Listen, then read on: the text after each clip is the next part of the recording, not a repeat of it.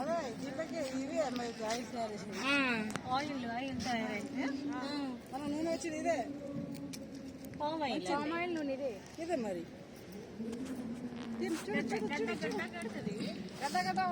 Hi అండి, మేమైతే ఈరోజు ఫామ్ ఆయిల్ సీడ్ చూడడానికి ఇక్కడికి వచ్చాము.